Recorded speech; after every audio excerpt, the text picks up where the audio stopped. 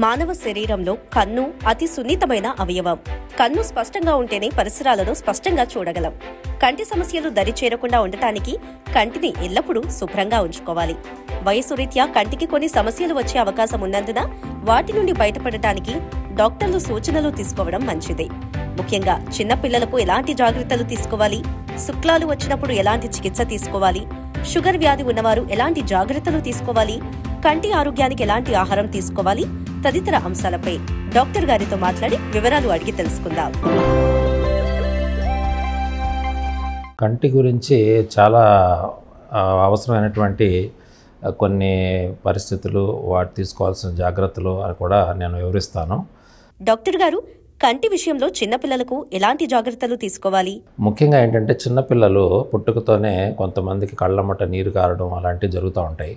వాళ్ళని కంపల్సరీగా డాక్టర్ గారిని సంప్రదించాలి. ఏంటంటే కంటి గుడ్డుకిను కంటి రెప్పకి అలాగే ముక్కుకి కూడా ఒక రంధ్రం ఉంటుంది. అది కొంతమందికి ఓపెన్ అవ్వదు. సో దానివల్ల కంటి అమ్మట నీరు కారడానికి ఆస్కారం ఉంటుంది. సో తప్పనిసరిగా నేత్ర వైద్యులను సంప్రదించినట్లయితే దానికి తగు వైద్యం ఉంటుంది. అలాగే తర్వాత కొంచెం విటమిన్ ఏ లోపం వల్ల కూడా తెల్లగుడ్డు మీద కొన్ని మచ్చల్లాగా తెల్ల మచ్చల్లా పడతాయి, బైటాయిడ్ స్పాట్స్ అంటారు. సో దానికి సంబంధంగా కూడా డాక్టర్ గారిని సంప్రదించాలి.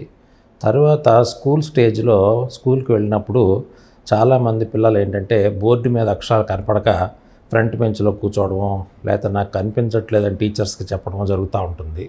సో దానివల్ల ఏమవుద్దంటే ఇది ఏదో వాళ్ళు సరిగా చెప్పట్లేదు, లేకపోతే వాళ్ళ కళ్ళజోడు కోసం అలా అడుగుతున్నారు అన్నట్టు అపోహ ఒకటి ఉండిపోయింది. అలా కాదు. ఏంటంటే హస్వదృష్టి అంటే ఏంటంటే దూరం చూపు సరిగా కనిపించదు వాళ్ళకి, పిల్లలకు. సో వాళ్ళకి మైనస్ పవర్స్ పడతాయి అన్నమాట. సో కంపల్సరీగా స్కూల్ గోయింగ్ చిల్డ్రన్కి డాక్టర్ గారిని సంప్రదించి కళ్ళజోడు ఏదన్నా పడేటట్లయితే కళ్ళజోడు వేసుకోవాల్సిన అవసరం ఎంతైనా ఉంటుంది. అలాగే ఇప్పుడు ఈ గవర్నమెంట్ స్కీమ్స్ కానివ్వండి, ప్రైవేట్ స్కూల్స్ కానివ్వండి, ఎన్జిఓస్ కానివ్వండి, స్కూల్స్లో స్క్రీనింగ్ క్యాంప్స్ చేస్తూ ఉంటారు. సో వాళ్ళని కూడా ఎక్కువ ఎంకరేజ్ చేసినట్లయితే మనకి ఎక్కువ మంది పిల్లలకి దూరం చూపు ఎందుకు కనిపించట్లేదు అనేది కూడా తెలుస్తూ ఉంటుంది. వాళ్ళకు తగు వైద్యం ఏంటంటే కళ్ళజోడు అనేది తప్పనిసరిగా వేసుకోవాల్సిన అవసరం ఉంటుంది. అలాగే పిల్లలకి ఏంటంటే మనం సూదిగా ఉండేటువంటి వస్తువులు ఇవ్వకూడదు ఆడుకునేటప్పుడు. న్యాచురల్గా మనకి కంటికి ఏంటంటే పైన ఒక ఎముకను అలాగే కింద ఎముక ఉంటుంది, సంరక్షించబడుతుంది ఐ బాల్ అనేది, ఐ గ్లోబ్ అనేది. సో ఆ సంరక్షణ వలన ఏమవుతుందంటే యూజువల్గా కంటికి ఇంజరీస్, గుడ్డుకి ఇంజరీ జరగదు. కానీ ఏదైనా సూదిగా కొన సూదిగా ఉండేటువంటి ఏ వస్తువు ఇచ్చినా కూడా పిల్లలకి తెలియకుండా డైరెక్ట్గా కనిపరుచుకున్నట్లయితే, ఫర్ ఎగ్జాంపుల్ ఏదో బాణాలు ఆడుతూ ఉంటారు చిన్నపిల్లలు, బాణంలా తయారు చేసి ఒకరి మీద ఒకళ్ళు వేసుకుంటూ ఉంటారు. సో అలాంటివన్నీ కూడా మనం చేయనీయకుండా చూసుకోవాల్సిన అవసరం ఉంటుంది. అలాంటిది ఏదన్నా మనకు ఇంజరీ జరిగినట్లయితే వెంటనే డాక్టర్ గారిని సంప్రదించినట్లయితే తగు వైద్యం జరుగుతుంది. అలాగే ఈ దుమ్ము ధూళి అట్లా పడినప్పుడు కూడా మనకు కనిపించినటువంటి ఫారిన్ బాడీ ఏదన్నా కనిపించినట్లయితే డాక్టర్ గారి దగ్గర తీసుకెళ్ళి కంట్లో నలకలు ఏదన్నా ఉంటే తీయించుకోవాల్సిన అవసరం ఉంటుంది. కొంతమందికి ఏంటంటే చిన్న వయసులో కళ్ళు ఎర్రబడడం, ఎలర్జీ రావడం అట్లాంటివి కూడా జరుగుతూ ఉంటాయి. సో అలా ఎర్రబడినప్పుడు యూజువల్గా ఏంటంటే మెడికల్ షాప్లో డ్రాప్స్ అయి తీసుకుంటుంటారు. అలా కాకుండా సంప్రదించినట్లయితే దానిలో చాలా రకాలు ఉంటాయి. ఎలర్జీ అనే చిన్నపిల్లలకు ముఖ్యంగా వెర్నల్ కెటార్ అనే ఒక వ్యాధి వస్తుందన్నమాట. అది సీజనల్గా మారుతూ ఉంటుంది. సో సమ్మర్లో స్టార్టింగ్లో కానివ్వండి, స్ప్రింగ్ టైంలో కానివ్వండి అది వస్తూ ఉంటుంది. అది పెద్ద జబ్బేం కాదు. గుడ్డు యొక్క పై భాగంలో ఉండేటువంటి వ్యాధి కనుక దానికి సూటబుల్గా మంచి మందులు వచ్చినాయి. సో అది కొంచెం దీర్ఘకాలికంగా వాడాల్సిన అవసరం ఉంటుందన్నమాట. సో అలాంటి తగు జాగ్రత్తలన్నీ కానీ మనం చిన్నపిల్లలకు తీసుకున్నట్లయితే యూజువల్గా ఆ ఏజ్ గ్రూప్లో చాలా సేఫ్టీగా ఉంటుంది. డాక్టర్ గారు, కళ్ళజోడు అవసరం ఎప్పుడు వస్తుంది? ఇది చాలా ముఖ్యమైనటువంటి జవాబండి. ఎందుకనంటే చాలామంది కళ్ళజోళ్ళు సరదాగా వేసుకోవడం, కొంతమంది కనపడట్లేదు కాబట్టి వేసుకోవడం, కొంతమంది రకరకాల ఫ్యాషన్స్ కోసం వేసుకోవడం జరుగుతూ ఉంటుంది. ఇది ఏంటంటే ముఖ్యంగా గాగుల్స్ అనేది సన్ గ్లాసెస్ లాగా ఈ ఎండకి తీవ్రతను బట్టి యూవీ రేస్ కట్ చేయడానికి ప్రొటెక్షన్కి వేసుకోవచ్చు ఎవరైనా సరే. కానీ చూపు ఏమాత్రం మందగించినట్లు అనిపించినా కూడా యూజువల్గా జనరల్ చెకప్ అయినా కూడా నేత్ర వైద్య నిపుణుల దగ్గరికి వెళ్ళినట్లయితే వారు ఆ గదిలో కొలమానం ఉంటుంది. అంటే ఎంత డిస్టెన్స్లో ఎంత కనపడాలి అనే దాని మీద చక్కగా టెస్ట్ చేసి మైనస్ పవర్స్ కానీ ప్లస్ పవర్స్ కానీ ఉన్నట్లయితే దానికి సూట్ అయ్యేటువంటి ఆ ఫ్రేమ్లో వేసుకుంటే మంచిది. ఫర్ ఎగ్జాంపుల్ ఒక ఏకద్దం అంటారు. అంటే ఏంటంటే ఒక 40 ఏళ్ళు లోపు ఉండే వాళ్ళకి దూరం కానీ దగ్గర కానీ కనిపించకపోవడం అనేది ఉందనుకోండి, వాళ్ళు సింగిల్ గ్లాస్ విజన్ కింద వేసుకుంటారు, పరిగణిస్తారు. సో వాళ్ళకి ఏ రకమైన ఏ షేప్ ఉన్నా ఏ సైజు ఉన్నా కూడా పర్వాలేదు, వాళ్ళు మనకి ఎవరికి అవసరమైనటువంటి వాళ్ళు సెలెక్ట్ చేసుకోవచ్చు ఫ్రేము. కానీ బైఫోకల్స్ అని 40 ఏళ్ళు దాటాక ఏమవుద్దంటే పైన ఒక పవరు దగ్గరికి చత్వారం అంటారు, 40 ఏళ్ళకి చత్వారం వస్తుంది. సో చత్వారం అనేవాళ్ళు ఏం చేయాలంటే పైన ఒక పవరు కింద ఒక పవరు ఉన్నప్పుడు దానికి ఫేస్ని బట్టి కంటికి ఉండేటువంటి డిస్టెన్స్ని బట్టి ఫ్రేమ్ను సెలెక్ట్ చేయాల్సిన అవసరం ఉంటుంది. దానికి చాలా ఎంతో ఎక్స్పర్టీస్ కావాలి. సో డాక్టర్ సలహా మేరకు అలాగే డాక్టర్ చెప్పినటువంటి షాప్లో కానీ మనం సంప్రదించినట్లయితే వాళ్ళకి ఇలాంటివన్నీ కూడా తెలుస్తాయి. సో అలాగ బిగించి ఇస్తారన్నమాట సూటబుల్గా. దానిలో కింద చుక్కలాగా కనిపించే అద్దాన్నేమో బైఫోకల్స్ అంటారు. చుక్క కనపడకుండా దూరం దగ్గర ఒకే దానిలో ఇమిడిపించినటువంటి అద్దాలని ప్రోగ్రెసివ్ గ్లాసెస్ అంటారు. సో ఇప్పుడు ఫర్ ఎగ్జాంపుల్ ఏమైనా కంప్యూటర్ వర్క్ చేయాలనుకోండి ఆఫ్టర్ 40 ఇయర్స్, అలాంటి వాళ్ళు ప్రోగ్రెసివ్ గ్లాసెస్ వాడడం చాలా మంచిది. సో దూరం దగ్గర కూడా ఒకే అద్దంలో ఉంటుంది. సో మనకి పైన నుంచి కింద వరకు ఉండేటువంటి పవర్ వేరియేషన్స్ ఉంటాయి అన్నమాట దానిలో. సో అలాంటి కళ్ళజోళ్ళు కూడా వేసుకోవాల్సిన అవసరం ఉంటుంది.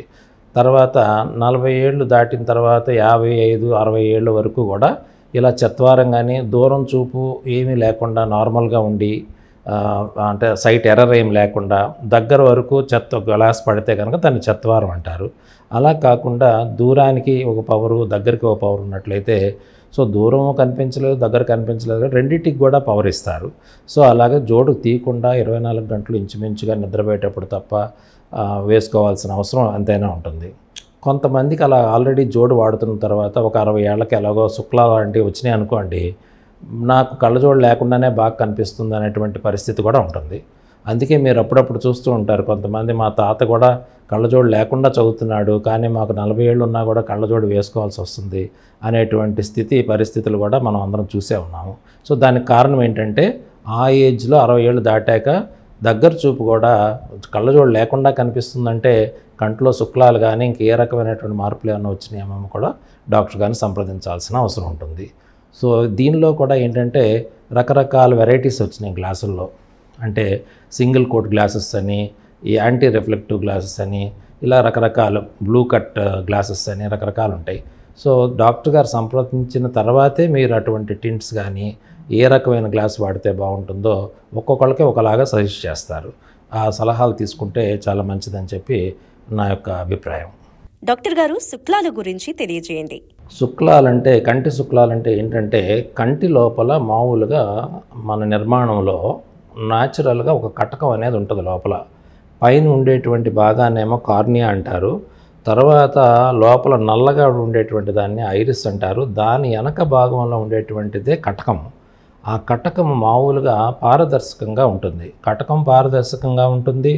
తర్వాత కార్నియా నల్లగుడ్డు అంటాం చూసండి, పైకి యాక్చువల్లీ నల్లగుడ్డు కాదు అది, ఆ తెల్లటి పొర ఉండేది దాన్ని కూడా కార్నియా అంటారు. అది కూడా పారదర్శకంగా ఉన్నట్లయితేనే తర్వాత వెనక రెటీనాలో ఉండేటువంటి మ్యాక్యులా బాగుంటేనే మన చూపు ఖచ్చితంగా కళ్ళజోడు లేకుండా కూడా కనిపించడానికి అవకాశం ఉంటుంది. ఈ శుక్లాలు వచ్చిన వాళ్ళకి ఏమవుతుందంటే ఆ వెనక ఉండేటువంటి కటకము పారదర్శకత్వం కోల్పోతుంది. అది ఎందుకు కోల్పోతుందంటే దానికి చాలా కారణాలు ఉన్నాయి.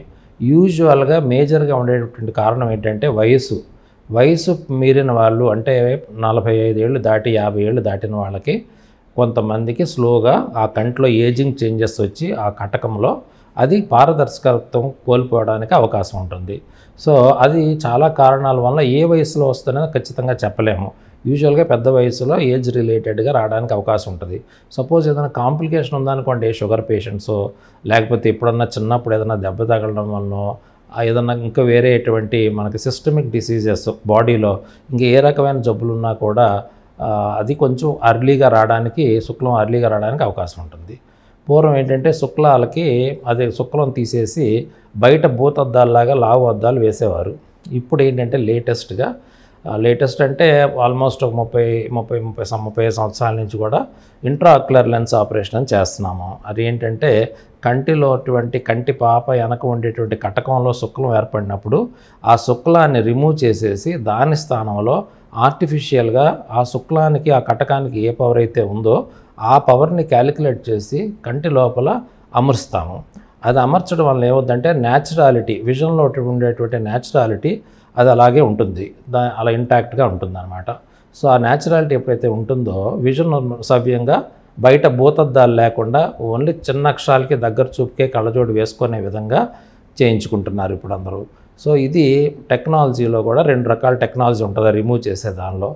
SICS అని స్మాల్ ఇన్సిషన్ క్యాటరాక్ట్ సర్జరీ అని ఒక ఆపరేషను, ఇంకోటి లేటెస్ట్గా ఏంటంటే ఫాకో ఎమల్సిఫికేషన్ అని చిన్న రంధ్రం పెట్టి అందులోంచి మిషన్తో శుక్లాన్ని కటకాన్ని కరిగించేసి దాని స్థానంలో మడత పెట్టినటువంటి అద్దాన్ని లోపల అమర్చడమే phacoemulsification with IOL implantation అంటారు. ఇది చాలా ఎక్కువ మంది డాక్టర్లు ఇప్పుడు లేటెస్ట్గా ఎక్కువ మంది చేసేటువంటి ప్రక్రియ. సో శుక్లం ఆపరేషన్ ఉండేవాళ్ళు ఏం భయపడక్కర్లేదు, సింపుల్గా ఆపరేషన్ అవుతుంది. అయితే ఏంటంటే అది శుక్లం అనేది అర్లీ స్టేజ్లో చేసుకుంటే డాక్టర్ గారికి సులువు అవుద్ది, పేషెంట్కి కూడా సులువుగా ఉంటుంది క్యాట్రాక్ట్ అనేది. ఫాకో ఎమల్సిఫికేషన్ చేయాలంటే క్రైటీరియా ఏంటంటే అర్లీగా క్యాట్రాక్ట్ ఉన్నప్పుడు సర్జరీ చేయించుకోవాలి, అలాగే కొంచెం చూపు తగ్గిన శుక్లం ఉందనుకున్నప్పుడు వెంటనే చేయించుకోవాలి. పూర్వం పాత పద్ధతుల్లో ఏంటంటే బాగా ముదిరే వరకు కూడా మనం ఆపరేషన్ చేసేవాళ్ళు కాదు, ఎందుకంటే అది ఆ టెక్నాలజీ వేరు అది. సో ఇప్పుడు ఎంత ప్రారంభంగా ఉన్నప్పుడు శుక్లం తీసుకుంటే అంత కంఫర్ట్ ఇన్ ది సెన్స్ ఏంటంటే మీకు ఇమేజ్ బాగా కనిపిస్తుంది, కలర్ కాంట్రాస్ట్, కలర్స్ అన్నీ న్యాచురల్ కలర్స్లా బాగా కనిపించడానికి అవకాశం ఉంటుంది. సో ఇవన్నీ తర్వాత ఇప్పుడు మళ్ళీ కంటి లోపల పెట్టే అద్దాల్లో కూడా ఇదివరకు యూనిఫోకల్స్ అని పెట్టేవాళ్ళం. అంటే ఏంటంటే దూరం వరకు బాగుంటుంది, దగ్గరికి కానీ దూరానికి కానీ రెండింటికి కానీ కళ్ళజోడు వేసుకోవాల్సిన అవసరం ఉంటుంది. ఇప్పుడు మల్టీఫోకల్స్ అలాగే ట్రైఫోకల్స్ అని కూడా అడ్వాన్స్డ్గా వచ్చినాయి. సో దానివల్ల ఏంటంటే దూరం కానీ దగ్గర కానీ యూజువల్గా కళ్ళజోడు అక్కర్లా. ఒక్కొక్కసారి ఏంటంటే పేషెంట్ ఫ్యాక్టర్ కానివ్వండి, తర్వాత హీలింగ్ ప్యాటర్న్ బట్టి ఒక్కొక్కసారి మల్టీఫోకల్స్కి ట్రైఫోకల్స్ కూడా చిన్న పవర్తో కళ్ళజోడు వేసుకోవాల్సిన అవసరం ఉంటుంది. సో కంపల్సరీగా మల్టీఫోకల్ ట్రైఫోకల్ వేసుకున్న వాళ్ళు కళ్ళజోడు లేకుండా ఉంటుంది అనేది మాత్రం ఎవరు కూడా ఏ డాక్టర్ గారు గ్యారంటీ ఇవ్వరు, ఎందుకంటే పేషెంట్ ఫ్యాక్టర్ కూడా దానిలో ఉంటుంది కాబట్టి. సో ప్రతి వాళ్ళు కూడా 45 ఏళ్ళు 50 ఏళ్ళు దాటిన వాళ్ళు డాక్టర్ గారిని సంప్రదిస్తే కంట్లో శుక్లం ఉందా లేదా అనేది అది చూస్తారు. అది మనం ఇందాక చెప్పినటువంటి ఫాకో సర్జరీ అనేది చాలామంది లేజర్ సర్జరీ అంటారు. సో అది లేజర్ సర్జరీ అనేది లేమన్ టర్మినాలజీ. మెడికల్గా చెప్పాలంటే phaco emulsification with bag IOL implantation అంటారు. సో ఈ ప్రక్రియ లేటెస్ట్గా ప్రతి డాక్టర్ కూడా క్వాలిఫైడ్ ఆఫ్థల్మాలజిస్ట్ ఎవరైనా కూడా అందరూ చేయగలుగుతున్నారు. కొంతమంది కంటికి ఇంజెక్షన్ ఇచ్చి చేస్తారు, కొంతమంది ఇంజెక్షన్ లేకుండా డ్రాప్స్ వేసే చేస్తారు. ఆ డ్రాప్స్ చేసేదాన్ని టాపికల్ ఫాకో సర్జరీ అంటారు. ఇంజెక్షన్ ఇచ్చేది లోకల్ అనస్థీషియాతో చేసే సర్జరీ అని అంటారు. డాక్టర్ గారు, శుక్లాల ఆపరేషన్ తర్వాత ఎలాంటి జాగ్రత్తలు తీసుకోవాలి? అంటే కంటి ఆపరేషన్ చేసిన తర్వాత జాగ్రత్తలు ఏంటంటే యూజువల్గా కొన్ని ఆపరేషన్స్కి కంటి కట్టు కడతారు, కొన్ని ఆపరేషన్స్కి కట్టు లేకుండానే చేస్తారు. అంటే కంటికి మత్తు ఇంజెక్షన్ ఇచ్చి చేసే ఏ ఆపరేషన్కైనా కూడా కట్టు ఉంటుంది. కంటిలో చుక్కల మందు వరకే వేసే ఆపరేషన్ చేయాలని కట్టు వేయరు.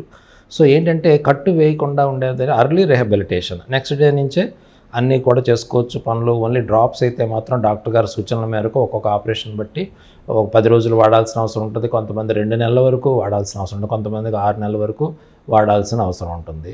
సో యూజువల్గా ఏంటంటే డే టు డే వర్క్ తనకు మరీ ఏదన్నా ఎక్కువగా కట్ చేసి కట్టిన మేజర్ సర్జరీస్ ఏమన్నా కంటికుంటున్నట్లయితే ఒక వారం నుంచి 10 రోజులు రెస్ట్ తీసుకోవాలి. ఇది రొటీన్గా ఇప్పుడు చేస్తున్నటువంటి శుక్లం ఆపరేషన్ ఫాకో ఎమల్సిఫికేషన్కి అయితే ఒక 2-3 రోజులలో మొబిలిటీ కానివ్వండి ఏదైనా సరే చేసుకోవచ్చు. అయితే డ్రాప్స్ అయితే కొంచెం ఎక్కువ దీర్ఘకాలికంగా 2 నెలలు అలా వాడాల్సి వస్తుంది. ఒక్కొక్క మనిషిని బట్టి, ఒక్కొక్క ప్రదేశాన్ని బట్టి, ఒక్కొక్క మోడల్ని బట్టి, ఆపరేషన్ బట్టి మనం ఎంతకాలం వాడాలనేది ఉంటుంది. వంట చేసుకోవచ్చు అని అడుగుతారు కొంతమంది, వంట కూడా చేసుకోవచ్చు. అలాగే ఏ పనైనా రోజువారీ చేసే పనులన్నీ కూడా చేసుకోవచ్చు. బరువులు లేపొచ్చా అంటారు, బరువులు అన్నీ కూడా క్యాట్రాక్ట్ వరకు అయితే కనుక ఏ పనైనా కూడా నిరభ్యంతరంగా చేసుకోవచ్చు. ఓన్లీ చుక్కల మందు వాడాల్సిన అవసరం ఉంటుంది.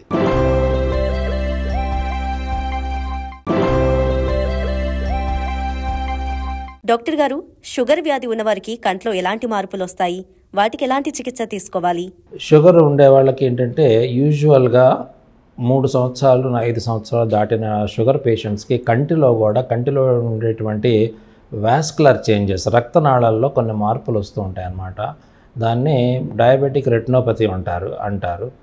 ఈ డయాబెటిక్ రెటినోపతిలో ఏంటంటే కంటిలో ఉన్నటువంటి సూక్ష్మ రక్తనాళాల్లో కొన్ని మార్పులు వచ్చి రక్తం చిమ్మడం, లేకపోతే కాటన్ హోల్ స్పాట్స్ అని అక్కడ స్పాట్స్ లాగా రావడం, ఆ రెటీనాని కొంచెం డ్యామేజ్ చేసేటువంటి అవసరం ఉంటుందంట. అందుకని వాటికి ఏంటంటే ఇప్పుడు లేటెస్ట్గా లేజర్ ట్రీట్మెంట్స్ ఉన్నాయి. అలాగే కంటిలో ఎక్కువ రక్తస్రావం ఉంటే దానికి ఇంట్రావిట్రియల్ ఇంజెక్షన్స్ అని కంటికి ఇంజెక్షన్లు చేస్తున్నారు. అలాగే కొంతమందికి మాసివ్గా పెద్ద హెమరేజెస్ అలాంటివి ఉంటే కనుక కంటి లోపల ఉండేటువంటి విట్రియస్ బాడీని రిమూవ్ చేసి రెటినల్ సర్జరీస్ అంటారు ఇవన్నీ కూడా. సో వాటికి కూడా ఆపరేషన్స్ అనేవి ఉన్నాయి. సో వాళ్ళు ఎప్పుడు అశ్రద్ధ చేయకుండా షుగర్ ఉండేవాళ్ళు కంపల్సరీగా ప్రతి 6 నెలలకి అవసరాన్ని బట్టి డాక్టర్ యొక్క సలహాలు సూచనల మేరకు ప్రతి నెల కూడా చూపించాల్సిన అవసరం ఉంటుంది. సివియర్ కేసెస్ ఏదైనా డయాబెటిక్ రెటినోపతిలో సివియర్ కేసెస్ ఏదైనా ఉన్నట్లయితే ఎక్కువగా తరచుగా చూపించాల్సిన అవసరం ఉంటుంది. తరచుగా వాటికి సంబంధించిన ఇన్వెస్టిగేషన్స్ ఉంటాయి. ఓసిటీ అని, యాంజియోగ్రామ్ అని, ఇలా రకరకాల టెస్టులు ఉంటాయి. బీ స్కాన్ అని, ఇలాంటివన్నీ కూడా డాక్టర్ గారు చెప్పినప్పుడు మాకు అక్కర్లా బాగానే ఉంది అని అనకుండా చూపించుకున్నట్లయితే ఇలాంటి ప్రమాదాలు, చూపు పోయేటువంటి ప్రమాదాలను నివారించవచ్చు. సో షుగర్ కంట్రోల్ అనేది చాలా ఇంపార్టెంట్. జనరల్ సిస్టమిక్ కండిషన్ బాగున్నట్లయితే, అంటే రెగ్యులర్గా కంట్రోల్గా ఉండేటువంటి షుగర్ పేషెంట్లకి ఇలాంటి కంట్లో మార్పులు ఎక్కువ రావన్నమాట. కొంతమంది జెనెటిక్గా కొంతమందికి ఎక్కువ వస్తుంటాయి మార్పులు. కొంతమంది uncontrolled diabetes, irregularly treated diabetes అయితే ఉంటే కనుక ఎక్కువగా మార్పులు రావడానికి అవకాశం ఉంటుంది. తగు సలహాలు, సంప్రదింపుల వలన అట్లన్నిటిని నివారించాలి. డాక్టర్ గారు, నీటి కాసుల గురించి తెలియజేయండి. నీటి కాసులు అంటే యూజువల్గా కంటిలో ఒంటిలో బీపీ ఉన్నట్టే కంటిలో కూడా బీపీ అంటారనమాట. కంటిలో ఒత్తిడి పెరుగుతుంది, కన్నుగుడ్డులో ఉన్నటువంటి ఒత్తిడి పెరుగుతుంది. సో అది మనం చిన్నపిల్లల పుట్టుకతో కూడా ఒక్కోసారి బుఫ్తాల్మస్ అంటారు, కార్నియా పెద్దదిగా కనిపించి కంటి లోపల ఒత్తిడి ఉండి పెద్ద కళ్ళతో పుట్టారంటారు. అలా అని అశ్రద్ధ చేయకుండా వెంటనే డాక్టర్ గారిని సంప్రదించాలి. అలాగే కొంచెం వయసు వచ్చినప్పుడు 35 ఏళ్ళు 40 ఏళ్ళు దాటిన తర్వాత కంటిలో ఒత్తిడి అనేది రెగ్యులర్గా చెకప్ చేయించుకుంటే బెటర్. యూజువల్గా డాక్టర్స్ దగ్గరికి వెళ్ళినప్పుడు కళ్ళ డాక్టర్ దగ్గరికి కంపల్సరీగా వాళ్ళు కూడా చేస్తారు. ఇప్పుడు లేటెస్ట్ పరికరాలు ఎన్సిటీ అని వచ్చింది, అలాగే టోనోమెట్రీ అని ఉన్నాయి. ఇవన్నీ కూడా వాళ్ళ దగ్గర ఉండేటువంటి పరికరాలను ఉపయోగించి ఎవరికి ఏ పరికరం కావాలనే దాన్ని బట్టి అది కొలుస్తూ ఉంటారు. యూజువల్గా 17 mmHg అంటారు. 17 నుంచి 20 లోపు ఉన్న వాళ్ళకు నార్మల్, అది దాటిన తర్వాత ఎక్కువ ఉంటుంది. దానివల్ల ఏమవుతుందంటే కంటిలో ఎప్పుడైతే ఒత్తిడి పెరుగుతుందో కంటి లోపల ఆప్టిక్ నర్వ్ అని ఒక నర్వ్ ఉంటుంది. అది ఎప్పుడైతే డ్యామేజ్ అయిందో చూపు మందగిస్తుంది అన్నమాట. చూపు సరిగా ట్యూబులార్ విజన్ బాగా ఎక్కువగా నెగ్లెక్టెడ్ గ్లౌకోమా వాళ్ళకి ఇలాగ సన్నగా రంధ్రంలో చూస్తే ఎలా చూపు కనిపిస్తుందో అలా కనిపిస్తుంది. సో అంత స్టేజ్ వరకు ఇదివరకు అలా వెళ్ళే వరకు తెలిసేది కాదు ఒక 30 ఏళ్ల క్రితం. ఇప్పుడు ఏంటంటే అడ్వాన్స్డ్ టెక్నాలజీ, ఇన్వెస్టిగేషన్స్, డయాగ్నోస్టిక్స్ వలన అర్లీ స్టేజ్లో డిటెక్ట్ చేయగలుగుతున్నాము. దానికి సంబంధించిన చాలా మంచి మందులు వచ్చినాయి. ప్రతి గ్లౌకోమా పేషెంట్కి సర్జరీ ఏం అవసరం లేదు. సో మందులకు కూడా పని చేయకపోతే అప్పుడు లాస్ట్ రిసార్ట్గా ఆపరేషన్ అనేది చేస్తారు. అది నీటి కాసులు అంటే. డాక్టర్ గారు, కంటి రెటీనా గురించి తెలియజేయండి. ఇప్పుడు రెటీనా అంటే ఏంటంటే వెనక భాగంలో కంటి యొక్క నేను ముందు భాగాలు చెప్పాను. వెనక భాగంలో నరం ఉండేదాన్ని ఆ టోటల్గా గ్లోబ్ లెవెల్లో ఉండేదంతా కూడా కలిపితే దాన్ని రెటీనా అంటారు. ఇప్పుడు రెటీనాలో ఏంటంటే దానికి 3 లేయర్స్ ఉంటాయి. వాటిలో చాలా కణాలు ఉంటాయి అన్నమాట. వాటికి సంబంధంగా మనకు లైట్ కనిపించడానికి కానీ, డే లైట్ కానీ, నైట్ లైట్ కానీ, కలర్స్ కనిపించడానికి సంబంధించినటువంటి సెల్స్ ఉంటాయి. సో దాని రెటీనాలో అలాగే రక్తనాళాలు ఉంటాయి. ఈ షుగర్ పేషెంట్స్కి, బీపీ పేషెంట్స్కి అలా కొన్ని డిజార్డర్స్ రెటీనాకు ఉండేటువంటి జబ్బులకి అది ఎఫెక్ట్ ఇవ్వచ్చు అనమాట. సో అందుకని రెటీనా కూడా హెల్తీగా ఉంటేనే నార్మల్ విజన్ ఉంటుంది. సో రెటీనాలో నేను ఇందాక డయాబెటిక్ రెటినోపతి గురించి చెప్పాను. అలాగే ఏదన్నా రెటీనా పొర మొత్తం ఊడిపోవచ్చు, దాన్ని డిటాచ్మెంట్ అంటారు. దానికి కూడా ఆపరేషన్ ఉంది, దాన్ని మళ్ళీ అటాచ్ చేస్తారు. సో రెటినల్ డిటాచ్మెంట్ ఆపరేషన్ అంటారు. అలాగే ఈ షుగరు, బీపీస్ వలన వచ్చేటువంటి కొన్ని మార్పుల వలన కంటిలో మ్యాక్లాలో నీరు చేరి మ్యాక్యులర్ ఎడిమా అంటారు. వాటికి కంటికి ఇంజెక్షన్ ఇవ్వాల్సిన అవసరం ఉంటుంది. సో ఇవన్నీ రకరకాల వ్యాధులు రెటీనాకు కూడా ఉంటాయి. సో రెటీనా యూజువల్గా అది ఈ సిస్టమిక్ డిజార్డర్స్, బీపీ, షుగర్ ఉండే వాళ్ళకి, తర్వాత కొంతమందికి పుట్టుకతో కూడా రెటీనా ప్రాబ్లం ఉండొచ్చు. కొంతమంది కొలబోమా అంటారు, కొలబోమా ఆఫ్ రెటీనా అంటారు. సో ఇలాంటి లోపాలు కూడా ఉండొచ్చు. సో ఇప్పుడు పూర్వం ఏంటంటే రెటీనా సర్జన్స్ కూడా తక్కువ మంది ఉండేవారు. ఇప్పుడు ఆల్మోస్ట్ ప్రతి హాస్పిటల్లో కూడా రెటీనాకు కూడా వైద్యం అందుబాటులోకి ఉంది. ఇది దాన్ని చక్కగా వినియోగించుకోవాలి. దానికి సంబంధించిన టెస్టులు కూడా ఇప్పుడు అన్ని రకాల టెస్టులు కూడా అందుబాటులోకి వచ్చాయి. డాక్టర్ గారు, కార్నియా గురించి తెలియజేయండి. కార్నియా అంటే ఇందాక నేను చెప్పాను కదా మీకు, కంటి ఫ్రంట్ మన వాచ్ మీద పైన గ్లాస్, ట్రాన్స్పరెంట్ గ్లాస్ ఎలా ఉంటుంది, ఫస్ట్ వచ్చేది కంటి మీద ఉండేది ఆ రౌండ్గా ఉండేటువంటి పారదర్శకత్వంగా ఉండేటువంటి పొరనే కార్నియా అంటారు. సో ఆ కార్నియా మీద ఏంటంటే ఒక్కోసారి నలకలు పడవచ్చు, దాన్ని తీయించుకోవాలి. కార్నియా అల్సర్స్ రావచ్చు, లేదు అంటే ఏదైనా బర్న్స్ లాగా ఏదైనా ట్రామా ఇంజరీ జరగవచ్చు, లేకపోతే ఫంగల్ అల్సర్స్ అని, బ్యాక్టీరియల్ అల్సర్స్ అని, పుండ్లు పడవచ్చు. ఏదైనా ఈ పనులకి అగ్రికల్చరల్ వర్క్ వెళ్ళే వాళ్ళకి ఏదైనా గుచ్చుకోవచ్చు, ఆకు గుచ్చుకోవచ్చు. సో ఆకుకి సంబంధించిన అప్పుడు ఫంగస్ డెవలప్ అవ్వచ్చు. సో ఇవన్నీ కూడా కార్నియల్ డిసీజెస్ అన్నీ కూడా చాలా ఇంపార్టెంట్. అది ఏమాత్రం అశ్రద్ధ చేయకూడదు. కన్ను పుసిగడితే ఏదో నీటి కాసులు, అది కళ్ళకనో నీటి కాసులనో అశ్రద్ధ చేయకుండా కంపల్సరీగా వెంటనే కానీ డాక్టర్ గారి దగ్గరికి వెళ్ళినట్లయితే మంచి ట్రీట్మెంట్ అందుబాటులో ఉన్నాయి ఇప్పుడు. అది కొంచెం ఓపికగా, సహనంతో ఒక 10 రోజుల నుంచి నెల రోజుల లోపు వైద్యం చేయించుకోవాల్సిన అవసరం ఉంటుంది. అలాగే ఇప్పుడు మెయిన్గా ఏంటంటే ఈ హస్వదృష్టి ఉండేవాళ్ళు, మైనస్ పవర్స్ ఉండేవాళ్ళకి ఈ కార్నియల్ లేజర్స్ అన్నీ కూడా వచ్చేసినాయి మనకి. ఎగ్జైమర్ లేజర్స్ పెడుతున్నారు. సో ఆ లేజర్ వలన ఏంటంటే ఫ్లాట్ చేస్తారు, కార్నియాని ఫ్లాట్ చేస్తే సపోజ్ -3, -1.5, -2 అట్లా పవర్స్ ఉన్నాయనుకోండి, దానికి ట్రీట్మెంట్ చేస్తారు. PRK అని, లేసిక్ అని అన్నీ కూడా ఇప్పుడు అందుబాటులోకి వచ్చినాయి. సో నల్ల పాప మీద చేసేటువంటి వైద్యం కూడా డాక్టర్ గారిని సంప్రదించి తగు టైంలో కానీ వైద్యం చేయించినట్లయితే అల్సర్స్ కానీ అన్నీ కూడా నయం అవ్వడానికి అవకాశం ఉంటుంది. ఈ లేజర్, ఎగ్జైమర్ లేజర్స్ అన్నీ కూడా అబోవ్ 18 ఇయర్స్ వాళ్ళకే చేయడానికి అవకాశం ఉంటుంది. డాక్టర్ గారు, కంటి రెప్పలకు వచ్చే సమస్యలు ఏమిటి? కంటి రెప్పలు అనేవి చాలా ఇంపార్టెంట్. మన కంటి ఐ బాల్ని కాపాడేది కంటి రెప్పలు. దాని మీద లేషస్, ఎంట్రుకలు ఉంటాయి, లిడ్ మార్జిన్స్ ఉంటాయి. ఇవన్నీ కూడా నార్మల్గా లిడ్ మార్జిన్ కరెక్ట్గాను, అలాగే ల్యాషెస్ కరెక్ట్గా ఉన్నట్లయితే రెప్ప కొట్టినప్పుడల్లా, ఆ బ్లింక్ చేసినప్పుడల్లా గుడ్డు మీద ఉండేటువంటి టియర్ ఫిల్మ్ యూనిఫామ్గా స్ప్రెడ్ అవుతుంది. సో మనకి ఓవర్ఫ్లో, బయటికి నీరు కారదు. ఆ లిడ్కి రెప్పకు సంబంధించిన డిసీజెస్ ఏ ఉన్నా కూడా ఎంట్రోపియన్ అని, లోనకి తిరిగిపోవడం, బయటికి పెట్టడం ఎక్ట్రోపియన్ అని, అలా రకరకాల జబ్బులు కాబట్టి రెప్పలకి బ్లెఫరైటిస్ అని, తలలో చుండ్రు ఉంటే కొంతమందికి రెప్పలకి చుండ్రు వస్తుంది. ఇలాంటి రకరకాల వ్యాధులకు అన్నీ కూడా ఇప్పుడు మంచి వైద్యాలు ఉన్నాయి. దానివల్ల ఏమవుతుందంటే రెప్ప కొట్టినప్పుడు ఆ టియర్ ఫిల్మ్ బ్రేక్ అయ్యి ఓవర్ఫ్లో అవ్వడం వలన కళ్ళమ్మట ఎప్పుడు నీరు కారడం అలాంటివి కూడా కంప్లైంట్ చేస్తూ ఉంటారు. అలాగే ల్యాషెస్ మీద ఇంకా చాలా రకరకాల డిసీజెస్, ఈ పారాసైట్స్ ఉంటాయి, ఇలాంటి రకరకాలైనటువంటి వ్యాధులు ఉంటాయి. అన్నిటికి కూడా అశ్రద్ధ చేయకుండా, తగ్గిపోద్దులే అని అశ్రద్ధ చేయకుండా డాక్టర్ గారిని సంప్రదించితే తగు సలహాలు ఇస్తారండి. డాక్టర్ గారు, డ్రై ఐ అంటే ఏమిటి వివరించండి. ఈ డ్రై ఐ అనేది ఇప్పుడు చాలా కామన్ అయిపోయిందండి ప్రతి వాళ్ళకి కూడా. ఇప్పుడు ఎక్కువగా ఈ మొబైల్స్, సెల్ ఫోన్స్, టీవీలు, ల్యాప్టాప్స్, ఈ ఎలక్ట్రానిక్ గ్యాడ్గెట్స్ ఎవరైతే ఎక్కువ వినియోగిస్తారో అది తీవ్రంగా కంటి రెప్ప పడవలసిన టైంలో పడకుండా అలాగే తీక్షణంగా చూస్తారో వాళ్ళకి కంటిలో అటువంటి టియర్ ఫిల్మ్ ఆరిపోతుందన్నమాట. ఆ టియర్ ఫిల్మ్ ఎప్పుడైతే ఆరిపోతుందో కన్ను డ్రై అవుతుంది. ఆ మాయిశ్చర్ ఎప్పుడైతే ఉండదో బర్నింగ్ సెన్సేషన్ ఇలాంటివన్నీ వస్తూ ఉంటాయి. సో వాళ్ళందరికీ నేను ఇచ్చే సలహా సూచన ఏంటంటే ఎక్కువ సార్లు మధ్యలో మనం ఎంత కాన్సన్ట్రేట్ చేసి చూడాల్సిన అవసరం ఉన్నా కూడా రెప్పలు పదే పదే కొట్టేలాగా దాన్ని ఏర్పాటు చేసుకుని మైండ్లో పెట్టుకుని పనిచేసుకున్నట్లయితే ఆ డ్రై ఐని కూడా నివారించవచ్చు. ఇప్పుడు మంచి మందులు కూడా, ఐ డ్రాప్స్ కూడా వచ్చాయి. దానికి ప్రత్యేకించి వైద్యం సలహాలు తీసుకుని వైద్యం చేయించుకోవాల్సిన అవసరం ఉంటుంది. డాక్టర్ గారు, కంటి ఆరోగ్యానికి ఎలాంటి ఆహారం తీసుకోవాలి? కంటికి యూజువల్గా ఆహారం అనేది రెగ్యులర్గా మనకు కంటికి మెయిన్ కావాల్సింది విటమిన్ ఏ అండి. విటమిన్ ఏ లోపం రాకుండా చూసుకోవాలంటే ఆకుకూరలు, క్యారెట్లు, పపయాస్, బొప్పాసికాయలు, మిల్క్, ఎగ్ ఇలాంటివన్నీ విటమిన్ ఏ కంటైన్ స్టఫ్ అన్నీ కూడా తీసుకున్నట్లయితే పిల్లలకు ముఖ్యంగా వాళ్ళకి ఈ గ్రోత్ పీరియడ్లో ఇవ్వాల్సిన అవసరం ఉంటుంది. సో ఆహారం మనం వాళ్ళకు కూడా సలహా ఇవ్వాల్సిన అవసరం ఉంటుందండి. డాక్టర్ గారు, స్క్రీన్ టైం గురించి తెలియజేయండి. మెయిన్ స్క్రీన్ టైం అదే. ఇప్పుడు డ్రై ఐ అవాయిడ్ చేయాలన్నా, తర్వాత ఐ స్ట్రెయిన్, ఎక్కువ కళ్ళు తలనొప్పులు వస్తాయి అన్నమాట. ఎక్కువసేపు మనం టీవీ చూసినా, మొబైల్ చూసినా, నా సలహా ఏంటంటే ఒక పర్టికులర్ టైం దాన్ని కేటాయించాలి. వాట్సాప్ అలాంటి మెసేజ్లు చూడాలనుకోండి, ఎండ్ ఆఫ్ ది డే ఒక ½ అన్ అవర్ అట్లా చూడవచ్చు. అలా కాకుండా ఇప్పుడు మన వాళ్ళందరూ ఏం చేస్తున్నారంటే ఇంకా ఆల్మోస్ట్ అది కంటిన్యూస్గా ఎంత బిజీ వర్క్ ఉన్నా కూడా అది సెల్ ఫోన్ పెట్టుకొని పక్కన ప్రతి నిమిషానికి దాని మీద చూడడం అనేది జరుగుతుంది.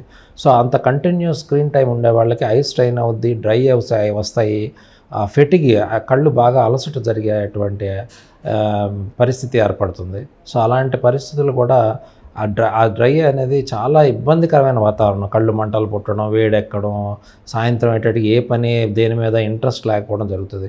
సో ఇవన్నీ కూడా మంచి జాగ్రత్తలు తీసుకున్నట్లయితే అన్ని రకాలుగా కన్ను యొక్క ఆరోగ్యాన్ని మన కంటిని సంరక్షించుకోవచ్చు అని చెప్పి నా యొక్క అభిప్రాయం అండి.